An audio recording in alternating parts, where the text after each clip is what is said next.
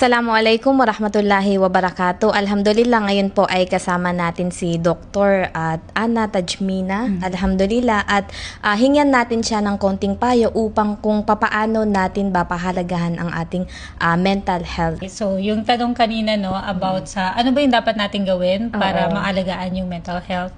So, yung unang-una is magkaroon tayo ng initiative na makipag-usap sa tao mapagkakatiwalaan natin.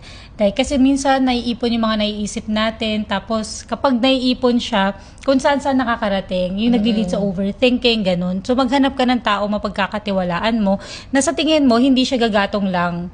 Na baka kasi minsan nag-share ka nga, tapos gumagatong lang. So yung tao na feeling mo hindi ka i-judge, hindi magbibigay ng parang taliwas na advice.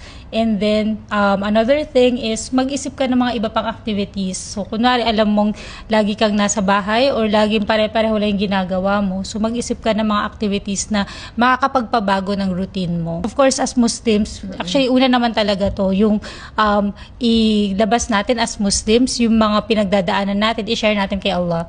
Kasi, kahit na i-share natin siya sa ibang tao, maganda pa din na ang una nating hinga ng tulong si Allah subhanahu wa ta'ala. So yun. And then yung pang-apat, yung huli siguro, if sa tingin mo, nasabi mo na kay Allah, and then feeling mo yung mga nakakausap mo na malapit sa'yo, feeling mo baka kinukonsente ka lang nila sa mga opinion mo, hindi yun nakakatulong minsan di ba? Feeling mo kailangan mo ng yung advice na walang pinapanigan, yung ganon. So para mas neutral yung opinion. So maghingi ka ng tulong sa isang specialist. And para sa akin, sa paniniwala ko based sa background ko both sa conventional at Islamic psychology, kung isa kang Muslim, mas maganda na may Islamic perspective yung makakausap mo kung kakausap ka ng isang specialist tungkol sa iyong mental health. So, ayun. Inshallah. Ayun, alhamdulillah, at napakinggan natin ang kanyang magandang advice para sa mga nakakaranas sa kanilang mental health. Alhamdulillah, at sa mga nais magpa-consult sa kanya, ay maaari nyo pong bisitahin ang kanyang Instagram account, ang Psy Creatives. Inshallah, ipopost natin ang link at dito sa comment section para mas mabilis nyo po siyang makontak.